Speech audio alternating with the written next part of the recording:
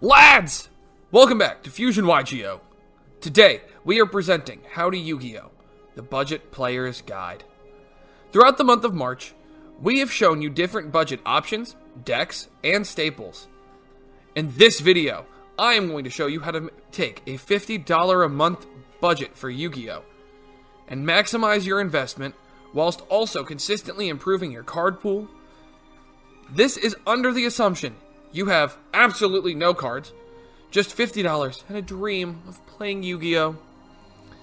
Since all the introductions are out of the way, let's jump straight into it. And don't forget to subscribe to the channel for more amazing Yu-Gi-Oh! Content.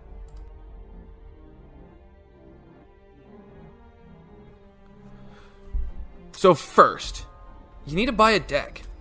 At the beginning of the month, we showcased a deck that costs just about $50 for the main, extra, and side. However, if you remove the side deck, it only costs about $35. So for month one, we're going to buy this Goki deck. However, if you don't want to play Goki, there are other decks which we'll be talking about in a minute. This is what I would do, simply because I know and understand that strategy. If this deck isn't for you, you can look at what structure decks have come out or are available with your local OTS stores. If any of them call to you, pick up 3 of them and figure out a list that works for you. The other option is to research budget strategies that sound interesting to you. Either way, this will leave you about $15 to play some Yu-Gi-Oh!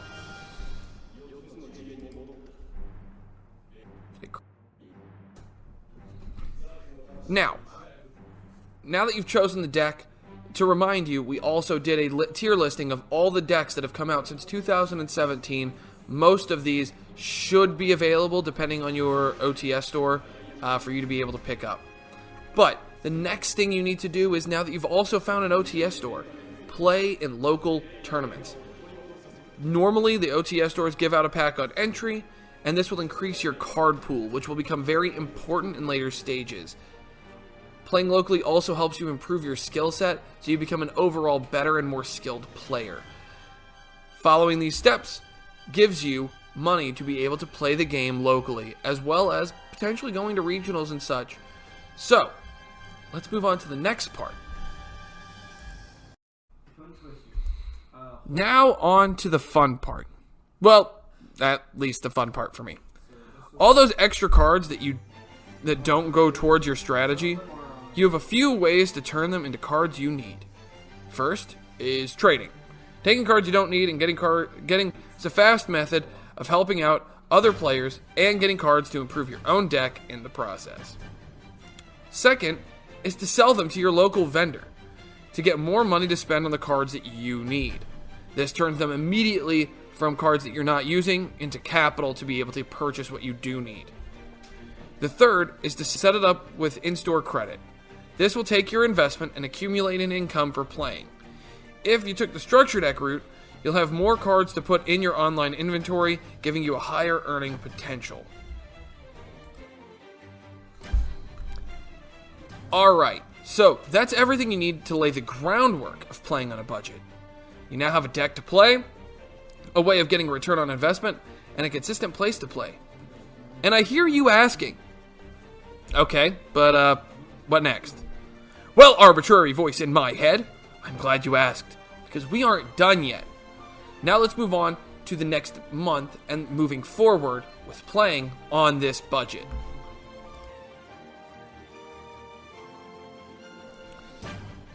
Alright, so month 2 may be the most critical in this journey. So you have your $50 allowance for Yu-Gi-Oh! First, you are going to split it. $30 of that $50 allowance is going to go towards your deck, improving it. This means buying singles, packs, or whatever tickles your fancy. The remaining $20 is for locals. What you should start by doing is checking the market value on competitive staples and hand traps.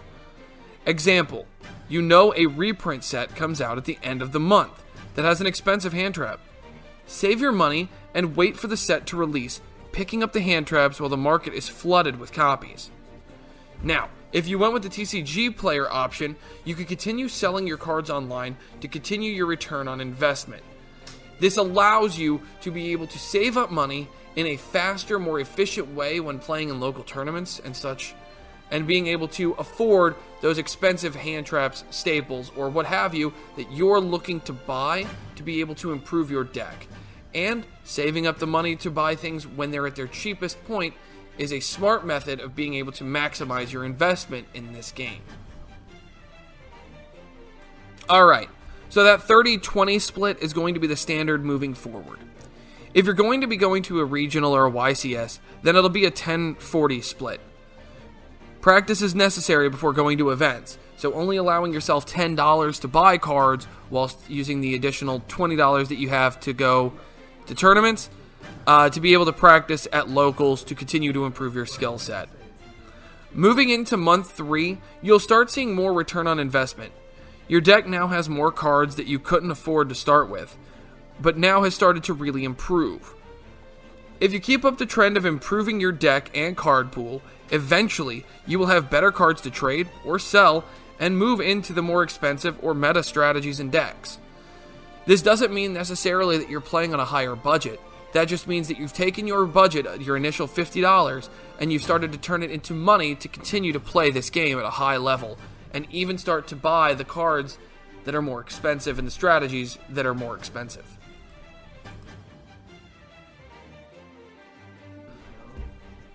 Alright, there are a couple of good investments that you can also use your budget on. First is going to be deck builder sets and reprint sets. These sets typically have some versatile cards that can be adapted in the future. They also have good reprints. The second is going to be structure decks. Structure decks typically have staple reprints that will help you get playsets of multiple staples all at once, while also increasing your card pool, or giving you the pieces to a whole new strategy. Either way, both of these will be ways that you can easily and quickly increase your card pool and get more return on investment in the future. The structure decks being one of the best examples of that. So, to use an example of my own personal stuff, I started this game on a relatively small budget because I was a child, and I've been playing for a long time, so I've accumulated more resources as I've gotten older. But this is kind of what you can build towards, and even more so, this is just a small, I have a small collection because I sell everything I'm not actively playing. So, we've got right here, this is my deck cores. This is extra deck cards. It's not very full right now because everything's in use. My staples binder. And then back here I have all of my decks, all of the different strategies that I'm playing, which we'll go over in a minute. But let's start with the binders. So, we're going to dive right in so I can kind of just show you roughly what I've accumulated over all this time. So, let's zoom in a little bit. Alright, we'll start with the deck cores because the deck cores is the coolest binder. So we're going to slide these out of the way. But this is kind of like how much I've accumulated over time. So I've got the Invoke stuff, all of my Invoke stuff. I've also got the hollowed out core because I have Orcust in my deck box, in my briefcase, so it's got all of my Orcust stuff, all the extra stuff that I've collected because I really like Orcust. I've got my Dark World stuff because it's one of my favorite decks of all time. I've got the hollowed out pieces of Pendulum. I've got a lot of different Pendulum stuff in here. I also have a Pendulum deck built. It's in the briefcase, which we'll go through in a minute. So all my Pendulum stuff. Look at all this. I have so much Pendulum stuff. It's a lot. It's a ton. Actually, you know what? Let's scoot this over. I can show you the whole binder. So yeah, I got the Revolution Dragons, the Supreme King Dragon, Dark Worms are in a deck. Some of the extra deck cards that I wouldn't consider staples, but are more Pendulum focused. My Performa Pal is my boy that's never coming back.